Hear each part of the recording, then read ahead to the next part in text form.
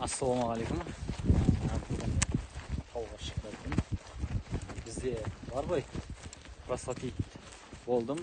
Aqqa o'tirsam ketib qoladi degan bir mitlarga senib olib, emdetpey жүретін bo'lmasa sonday bir сылтаулар qapib ketgan. Негізі aqqa o'tiru сау адамға пайдалы.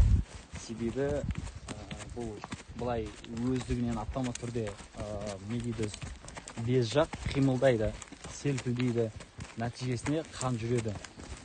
Қан жүрмесе, білесіздер не болатынын, то есть қан айналымы жақсы болмаса. Ол бір.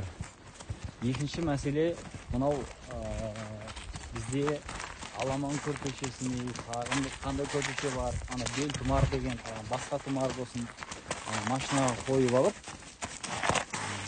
содан простаиттен айып кетем, туда деген ол өтірік нәрсе.